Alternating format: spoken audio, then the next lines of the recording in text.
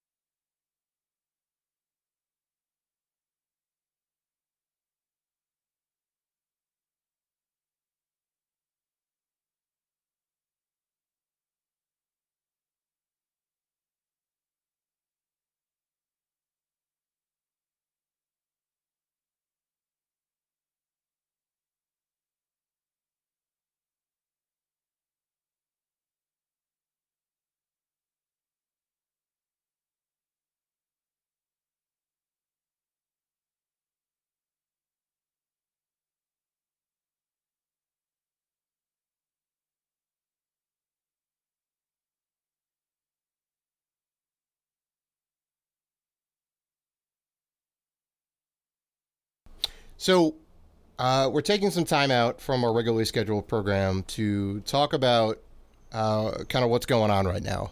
All right. The world is a weird place. The coronavirus is going on. This George Floyd incident happened. The Ahmaud Arbery incident happened. And things are really weird and tense right now. And me and Dan thought it'd be a good idea to just kind of give you where we're at in our headspace. So no game talk this week. We're gonna get serious. We're gonna get into it, and we're just gonna talk candidly about how we feel.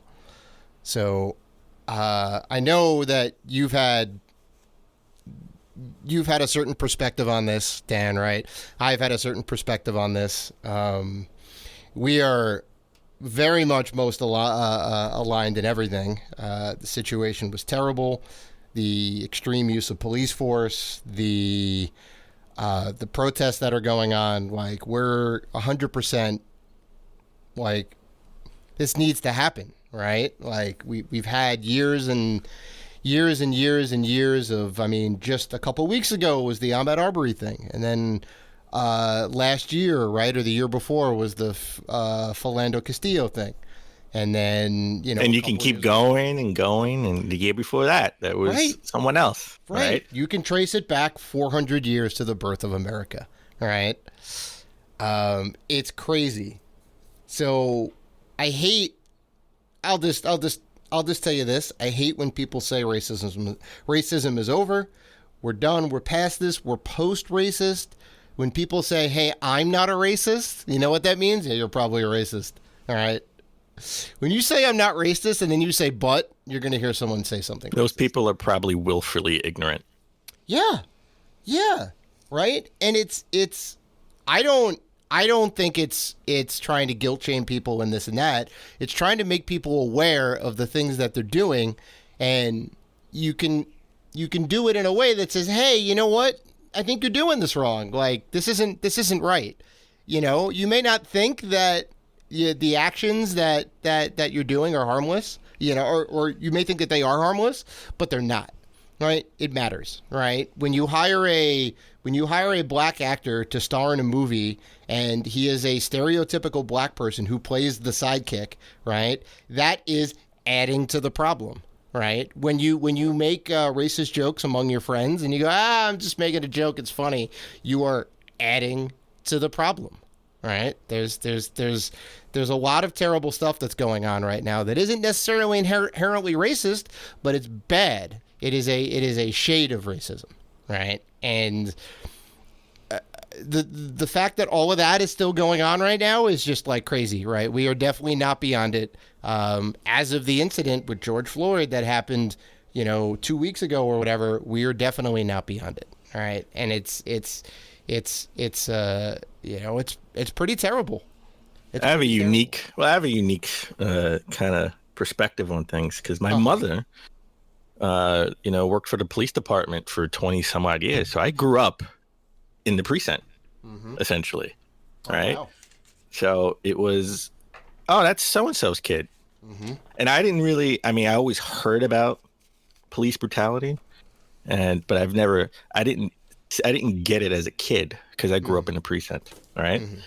Mm-hmm. The officers were always like, my best, when you're like 5-6 years old, they're your best friend, right? Because they got you in a lap, they put the hat on you, and he's like, hey, you want to go see bad guys? You want to go look at some bad guys, right? Mm-hmm. And they always tell you to stay out of trouble. I didn't experience it until I got a little older. Mm-hmm. And my mom, and when I got older, that talk that they always say they have to have with your black kid, I had that talk. Like, yeah, I had that talk. And my mom always told me, if you get pulled over by the cops, you do what they say, because I can bail you out of jail, but I can't bail you out of the morgue. Right? And I never really grasped that concept until I got even older. Mm-hmm. Because as a teenager, when you're a teenager, you do fucked up shit all the time, Mm-hmm. I don't mean like crazy rob a liquor store or anything, but you do when you're a teenager and you're rebelling, you're sneaking a drink, sneaking a smoke, you're out late, you're doing stupid stuff. I've seen people get pulled over by the cops and harassed, but it never happened to me. Essentially, back then, because it was, oh, that's so and so's kid. Ain't you so and so's kid? What, So everybody wanted to hang out with me because I was like the get out of harassment free card. You had that immunity, right? Well, at least in the neighborhood, because because when if we leave outside, because I live in Queens, right? I grew up in Far Rockaway, Queens. So in that bubble, I was sort of semi-protected from anything because it was always you're so-and-so's kid. Yeah, what are you doing out late? What do you all right, I don't want to tell your mother, get out of here. Right. But when I go out to Long Island, Brooklyn, that's when I they don't know you. They don't know you. I've experienced it. Why are you pulling us over? Got no reason. Why are you patting us down? No reason. And I see my friends, they're talking and they're rebelling, and I'm like, yo, just shut up. I want to get home. Just shut up. Just don't say anything. Let's try to get out of this. Like, whatever you want, sir. Yeah. Which is like that is a thing. I get it now. It's never a thing that I would have fathomed, right? I always thought growing up, if I'm doing something bad and a cop pulls me over, there's definitely going to be some repercussions.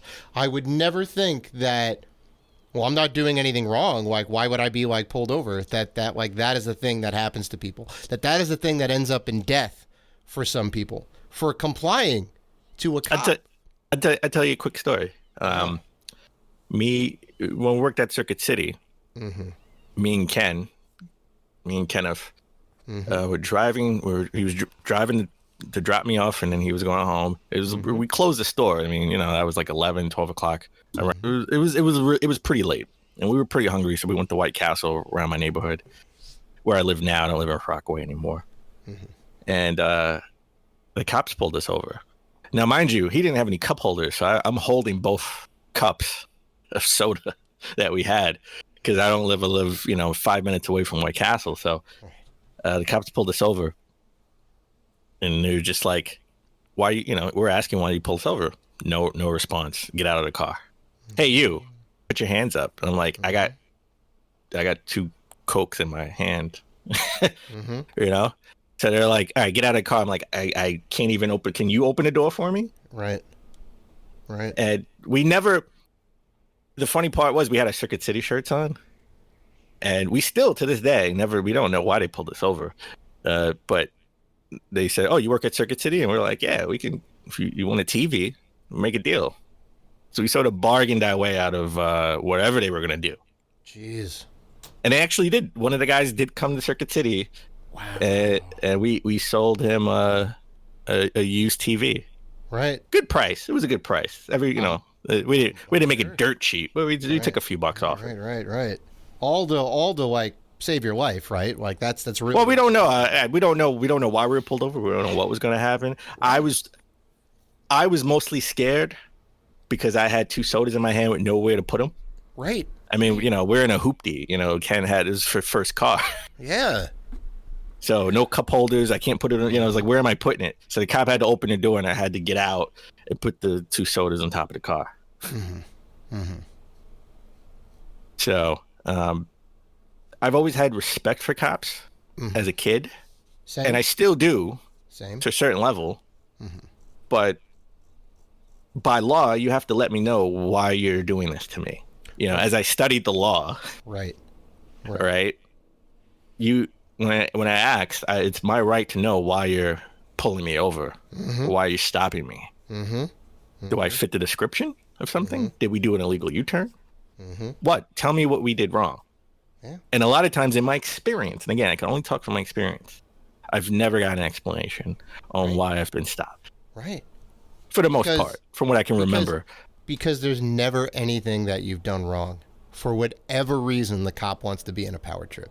I feel, right? And I don't want to speak broadly and globally for all cops, but I feel like a lot of them do that, and they're like on edge, and they're trained to immediately pull for the gun to protect themselves. Right? It's dangerous out there.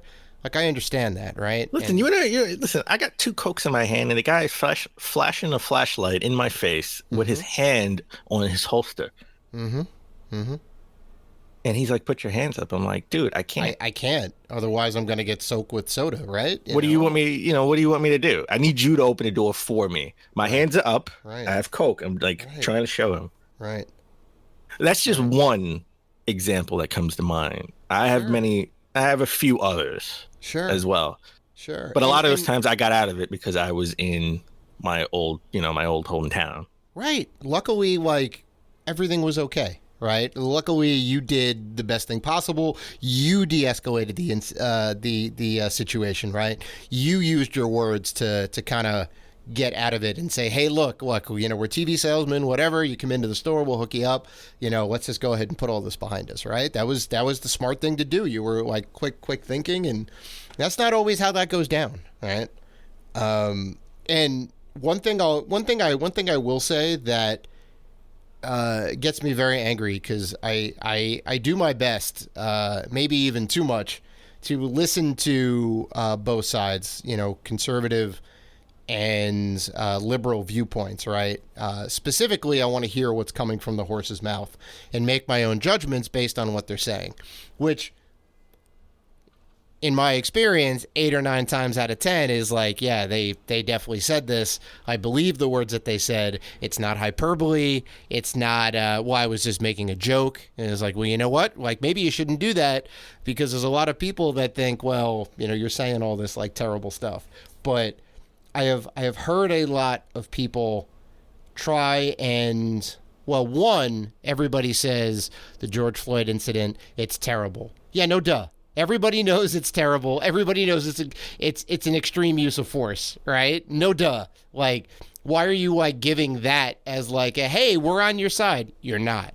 Because immediately after they say that, they try and diminish the situation. They try and make it out to be, oh, well, he was kind of struggling beforehand. Oh, well, he shouldn't have been paying for whatever with like counterfeit money. Oh, this man has a previous track record, right? None of that matters. It doesn't matter if he had a record. No, it does. Listen, what was that guy that executed? I can't think off the top of my head. They were escorting him out of jail, and he has a bulletproof vest on, and it's like they're surrounding him so nothing can happen to him. They treated him with more respect, and he was sentenced to death. Right. Or look at Dylan Roof, the shooter that shot up the church down south. I had to look this up again just to make sure that this was fact.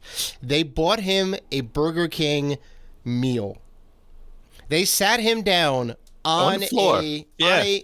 Sat him down on a curb and said, "Here, have a meal." They treated him with so much respect after he killed so many people in that church. It's terrible. And then you have people trying to pick apart George Floyd, trying to say, like, well, you shouldn't be celebrating this man. You shouldn't be. The police messed up. They used extreme violence. There are inherent problems in the system. Right? Don't try and start poking holes into this whole entire story. It is disrespectful to everybody involved. Right? You know what infuriates me is when they tell me at the end of the day, and when people say this is an isolated incident. No. That infuriates me. No. Because it's not an isolated incident. No. It's definitely not. I always am cognizant of when I go out, what I'm doing, how I'm doing it. Right? Like, I'm always I don't really talk about this, but I'm always, with the exception of Circuit City retail, but in corporate America, in legal America, for the most part, every job I've ever had, I was most likely the first or the only Black person working there. And I always knew I came to work not just representing me. I was representing Black people. That's how I felt always going to work. Because I said, if I have to do a good job, so maybe they'll hire someone else. Right? So that's how I feel when I go to work. That's how I feel that burden on me. I've always felt that. always. And that's Because terrible. That's terrible for you to be the spokesperson at your company for all African American people, right? For all black people, right? And it's you're not wrong. Like, that's 100% true. People will look at somebody who is not part of their culture, right? Who is an outsider in any way, shape, or form, and think of that person as like, well, obviously everybody's going to be like this, right? Because Dan is like this, right? You know, and it would be yeah. It drives me nuts, and this happens till this day. It drives me nuts when I'm, it's no secret, we talk about it on the show, working in the legal field, commercial real estate in New York City. I go to closings, and I'm being told, "Oh yeah, Dan, you're a cool black guy." Like, what does that mean? What is, like? I'm insulted, but I can't express that in a moment. I mean, yeah, how do you? Hey, Dave. What if I said, "Hey, Dave, you know what, Dave? You're a cool white guy." I would, it's like, how would you feel if I brought race into it, right? And say, "Oh, yeah." I would feel awkward, 100%. I would feel awkward, and maybe even more so than that. I don't know, because that's something that I don't experience on. Or people basis. Say, "Hey, is everyone's favorite black guy?" Yes, this has been said to me. This has definitely been said to me. Or where, a lot of times I'm corresponding with other with attorneys and paralegals on the phone and through email. And then back in the day, now I don't actually go to closings anymore. But when I would go to a closing, it would be like, "Oh, hey," and they feel comfortable with me. And it was like, "Hey, talking to you on the phone and emailing, I was shocked to see you're a black guy." Like, this is real stuff that has been said to me. It's like insulting, but what do you do in that moment, right? And I usually, for the most part, say, it's not just me. We're cool. We're good.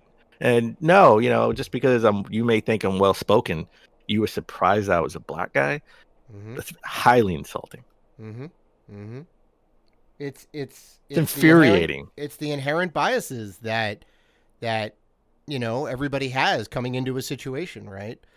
That's why the police organization, I believe across America, has like bias training to take out your preconceived notions about something and come into a situation and figure out what's going on, and ideally to de-escalate, right? That's such an important thing. There is this movement out there called 8 Can't Wait, right? I don't know if you've seen this, but there's an 8 Can't Wait. I haven't seen it. And it's basically 8 procedures, policies that the local, state, whatever police force can implement now, which has data to back it up, which would reduce incidents like the George Floyd thing, like the Fernando Castillo thing, like the Ahmaud Arbery thing. Didn't involve cops per se, but still, I mean, I think these things can be applied to anybody, right? You have to kind of stop and think. You have to not use chokeholds. There's a lot of small things that you can teach your crew that may be super beneficial, right? Like, I do have friends who are on various police forces. They are great people. I have known them for a while. I just kind of want to say that, and I also want to say, echoing your point earlier, that I don't think all cops are bad, but I do think that there's an inherent problem where people are just too quick to act. And from all the experiences that you've said, you have to be 100% on all of the time, just in case something goes down, to go, wait, I am in a situation that could turn deadly. What do I do? And you have to think quick and act fast. Where me, growing up my entire life, every interaction I've had with a cop, it's been fine. The worst thing I've gotten is a ticket, or like whatever it is, and everything's been super cordial. I've never had that experience. So like, I just don't know. And that's like terrible. And I don't know if that's necessarily ever going to go away, But Even, I mean, again, even a recent incident, it was about a year or two ago. I'm getting a Metro card. There's mm-hmm, a there's something in the machine. Like, I guess there's a Blink Metro card in the machine. mm-hmm, I just, I flick that out of the way. I just flick it mm-hmm, out of the way. It's not mine. It's something that's on the machine. I flick it out of the way. It's on the floor. Should I have just thrown it in the garbage? Mind you, there's no garbage around me. mm-hmm. Yes, but come on. Really? Who, a lot of people throw stuff on the floor. Yeah. Should we pick it up and throw it in the garbage? Again, yes. Do you know I got surrounded by 4 to 5 cops after that? Oh, And I had no idea why. right. And then the guy told me for littering. Mm-hmm, And I said, "Are you serious?" Like, I have a suit on, by the way. I'm coming home from mm-hmm, work. mm-hmm, And this was a year or two ago. And I mm-hmm. said, you can't be serious. Why are you guys surrounding? Like, this is kind of scary. Why are you guys surrounding me?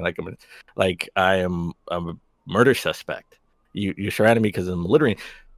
Do you know what got me out of that? They asked for my ID, and I pulled my wallet out slowly. Mm-hmm. Slowly, by the way. I'm like, listen, I'm reaching for my wallet. Sad that I have to actually say I'm reaching for my wallet after you asked me for ID.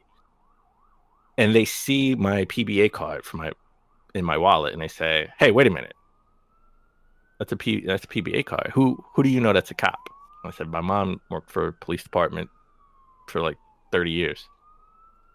And they said, "Why didn't you say so?" And I said, "I didn't know I needed to." And they let me go. That was scary. I gotta tell you, that was like maybe less than 5 minutes, but it was like a scary 5 minutes Mm-hmm. in that moment for littering.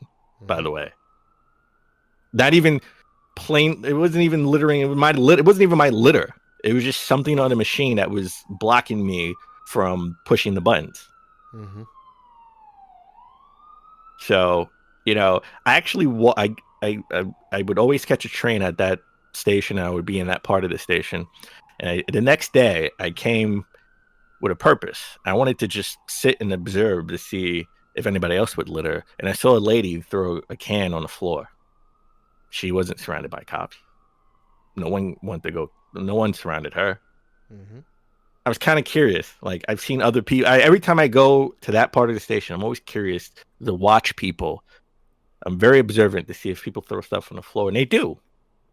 And I've never seen anybody get surrounded, pulled to the side. Just curious. That was just curious, and I Mm-hmm. till this day I still do it. Mm-hmm. I kind of want you just to come to that station and throw something on the floor to see what would happen. You know what? You know what? You know what's gonna happen? Absolutely nothing, and that's the fucking problem. All right, nothing should happen to anybody. It's litter. Yes, it's bad. Yes, it's bad for the environment. Yes, it's illegal, but it's in the grand scheme of things, it's a drop of water in the Atlantic Ocean. It Did you doesn't need matter. 4 to 5 officers to surround me? Right. Right. Yeah, it's terrible, and it's I don't even think I told you that. Like, these are things that's just no, the no. norm. This is actually news to me. Like you It's you actually, definitely kept that in for a little bit. well, it's just something that's the norm. There's nothing to tell. It's something that I live with every day. Right. Right. Yeah. So I mean, I guess the main thing is we're tired of turning the other cheek. We're tired of not saying anything. mm-hmm. I've definitely, when people tell me now, recently, I would say not now because we haven't really been working or in the office, but I've definitely sort of try to educate people when I hear, "Hey, Dan, who's everyone's favorite black guy," Mm-hmm. or I get comments like that. I always say something now. Mm-hmm. I always kind of, in the beginning, I just started this job. I didn't say anything for obvious reasons. I'm not trying to rock the boat because I'm trying to move up. But I'm sort of at a position to where I can say something now. And I guess we're tired of having to not rock the boat. Maybe the boat needs to be rocked Mm-hmm. because it needs to be an honest discussion on this. That honest discussion needs to happen. We all need to talk about it, Mm-hmm. right? It needs to come out in the forefront. Don't hide it. Tell me how you feel, and then we can talk about it and hopefully change it for the better. Trust me, I'm very calm right now, and we're recording this a couple of days after, like we would normally record. Normally had already record our episode. I was very upset, very furious, and I didn't want to get on here with that. I didn't really want to get on here and just go crazy because it's very upsetting. I'm very angry, and it's what do we do? What can we do? And I know you've been to protests, right? Mm-hmm. You've been out there. I went just yesterday, and it was I don't know what the right word is, but it was good to see everyone out there together fighting for justice. I mean, they blocked Broadway. They were walking at least 2 miles long up Broadway. Washington Square Park was filled with people, and they had a ton of great speakers up there, and it was just everyone kind of coming together against this. Even out in like Brooklyn, near the Barclays, there was a protest down down Atlantic Avenue, like the main road, and people were angry, like they stopped traffic, and I was just looking, I'm like, you're gonna have to wait, lady, like you're gonna have to wait a while because this problem ain't going anywhere. Like I was just thinking that in my head. Like you think you're angry right now because you can't get across like Houston Street. This isn't going away. This isn't a outrage of the week thing. It's people are fighting. 400 years of built up frustration now spilling over, and now we're not going to take this anymore. And the good thing I see is in the protests, it's a lot of mixture. It's not just black. It's black, white, Asian, a lot of people in there. And that gives me hope for not right now, but for the future, that they will grow up to know better and treat people better, right? In the future generation. Because it looks like there's a lot of young people, a lot of young white people mixed with black people. Yeah, I mean it's definitely harmonious. It's not what you see portrayed on certain news networks, right? It's not a bunch of rioters and looters. It's people who are protesting against injustice, right? And kind of that's really what it's about. And I think before we go, I don't know if you have any last remarks, anything you want to I can keep going. I can keep going for hours, okay, but we're not going to turn that into this. I know that. So there is two very important things that you can do to help promote change. And one of those things is get out there and vote, right? Vote in your primaries if they haven't happened yet. Vote in the general election, all right? Make yourself heard, all right? The other thing that you can do, and we're going to have a lot of these links or all of these links posted up on our website. You can find them through our social media, but we'll have everything up on the website. You can go to the ACLU. You go to that website, you're immediately hit with a little donation thing in the corner. You can donate as little or as much as you can. That kind of goes a long way. We have a couple other donation services. We have a list of Black-owned businesses local to us and also around America. And one thing that we came across recently is they're doing a gamer bundle on itch.io. There is 500 and something games. There is a ton of quality games on there. It only costs you $5. You can donate as much or as little, down to $5 that you want. 100% of the proceeds are going to fight the good fight. So those are just a couple of things that you guys can do. Every little bit is important. Get out there, get your voice heard, and make sure that you vote. We are rated G, and we stand with George Floyd.